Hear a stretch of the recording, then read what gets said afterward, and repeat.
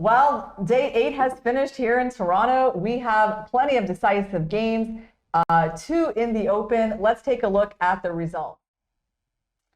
These decisive games came pretty early on in the day. Vidit was never doing too well against Gukesh. The youngster Gukesh, he gets a win with the black pieces and leaps to a tie for first place again. While another really big clash between Hikaru Nakamura and Fabiano Caruana ended in a win for Hikaru, and he leapfrogs over Caruana. Now, the situation is that Jan and Gukesh are leading again the tournament together. While Hikaru is inching closer, Prague made a fairly tepid draw with Perugia despite an exciting opening, and Caruana now finds himself 1 point behind, actually still within striking distance at 50%. Let's take a look at the women's results. Tan Zhongyi, that's the big story of the day, the leader from round 1, loses, and now she has to share the lead with several other people. Lei Tingjie catches her. Humpy wins a nail-biting game. Like so many things happened in that game. She beats her compatriot Vaishali. Of course, it's a very sad loss for Vaishali. The other 2 games finished in draws. So Vishy, why don't you walk? Oh, so the standings are showing us that Garyachkina, Lei, and Tan are in a tie for first place, closely followed by Katerina Lagno at 4.5. And there's quite a big gap between those 4 and Salimova and Kaneru, who are actually on minus scores. So Vishy, why don't you walk us through the excitement of the day? Sure. So today was a fantastic day, and once again, a change in the leaderboard. So first, I would like to take you through the game between Hikaru Nakamura and Fabiano Caruana. Basically, they got a position like this. Fabi was doing very well. And then suddenly, what was a very, very even position round about here, suddenly went bad. Queen G5 happened, Rook E3, Knight F4. And now watch what happens, H4. It's still not bad, but sometimes the psychological effect of these things can be worse. You suddenly realize you missed something. If he had captured, Rook E4, G5, and this is winning because the black queen is simply trapped here. He went Queen D5, Rook E4, Knight G6, Rook A E1, went Knight F8, Rook E5. By the way, instead of Knight F8, Queen D7 was still holding. But it requires, and I think Fabi was kind of upset with himself for having gotten himself here, and he collapsed very fast. Queen D5, H5. Amazingly, if he had sat down for 5 minutes, he might have, or if he had started the game at this point, he might have found Queen F6 or some way of just hanging there. But in fact, he lost in one move. One of the world's best calculators. Bishop D7, Rook takes E8, Bishop takes E8. Oh, Vishy, can I just say one thing? Do you notice how Black's pieces have all gone to the back rank? It's been just a continual go back with every single move. I mean, kind of interesting like that. It's amazing. The knight was on D5 and the bishop was on E6, and they've just, you're right, they've gone all the way back. And I think the problem for Black is that he has to do what he did, because White is threatening knight takes H6.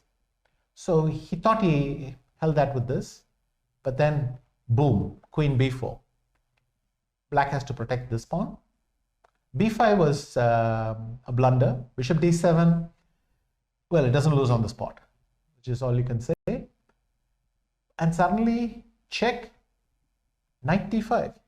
If you capture it, it's made, and there's nothing else you can do. So before you knew it, the game was over. Quite a dramatic development. It pushes Fabiano back to 50%, but Hikaru's comeback is all the way there, and now he looks like a man for whom things are going according to plan. So he might very well, and he's only half point behind the leaders. Okay. Vidit had a similar situation. They played some nondescript Italian. Gukesh is doing well. These are the kinds of positions where you can just accept the verdict. But I think Vidit started to drift. He made a move here, a move there, and suddenly you're getting into trouble. He went d4, queen e8.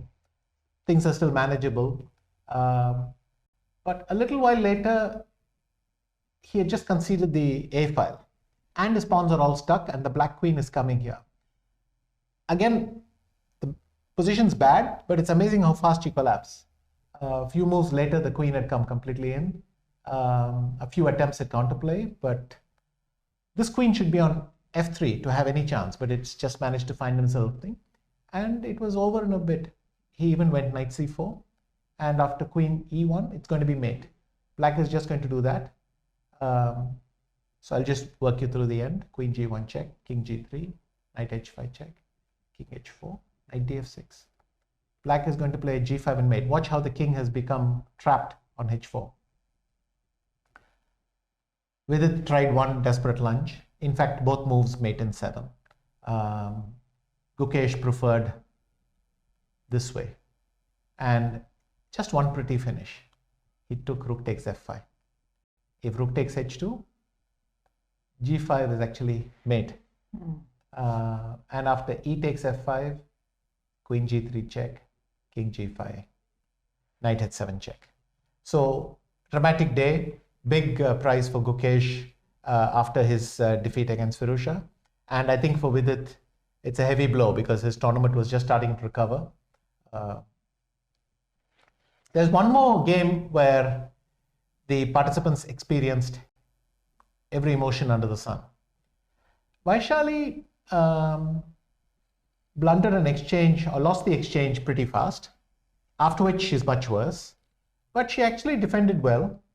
I think Humpy could have simply taken on d4 and been much better. All it means is that you have to bring the queen back, get the king out of the way, and start pushing the kingside pawns.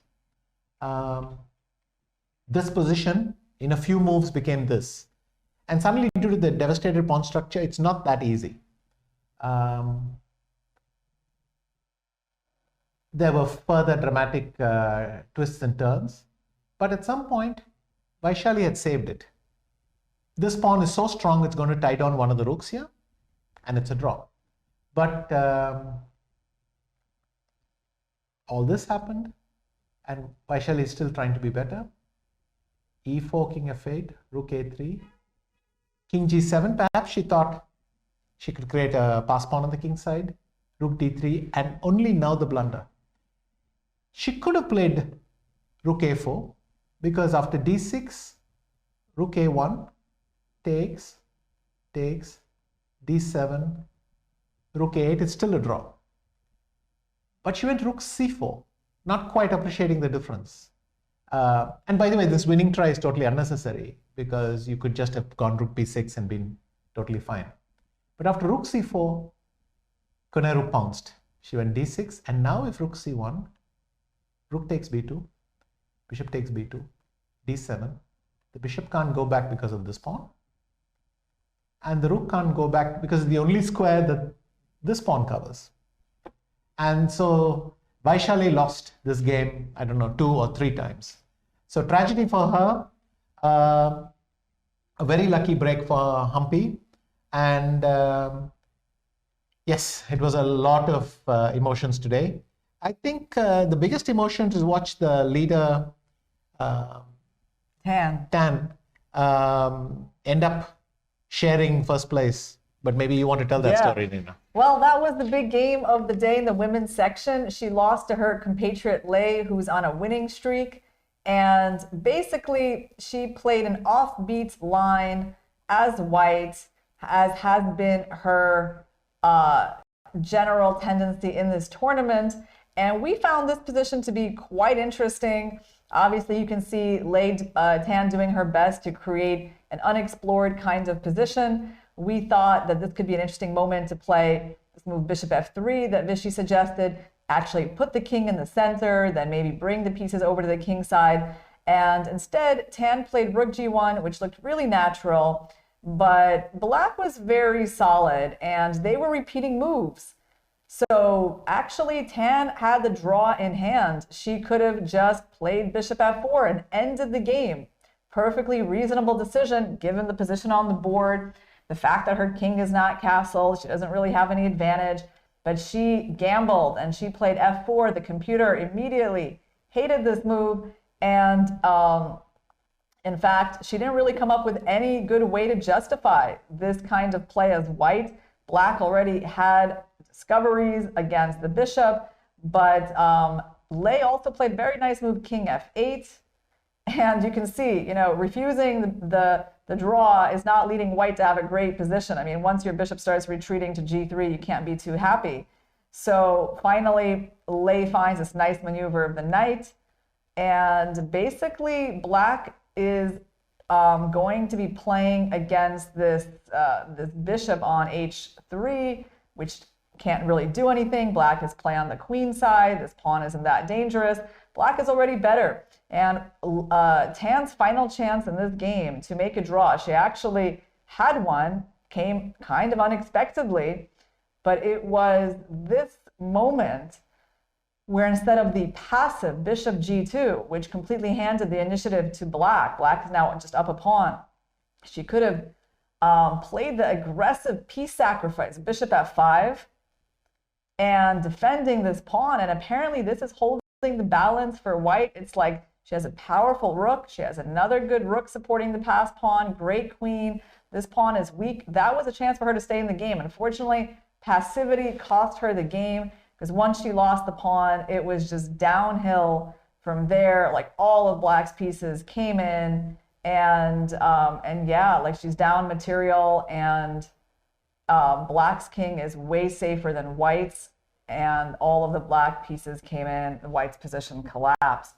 So yeah, she gambled a little bit too much with the white pieces, and for that, she now has to share the lead with Lei and Garyachkina. Yep. So I feel like things are going in the most exciting possible way here in the candidates. We really don't know who's going to win this tournament. We have people who are tied for the lead in both sections and people who are closely pursuing them. So lots of possibilities here, Vishy. Very much. And we didn't even have time to show you Abbasov's excellent defense. But there's a lot more to come back to, and we hope you'll join us tomorrow, same time. Yeah, we'll see you tomorrow at 2:30 p.m. Eastern Time in Toronto, Canada for round number 9.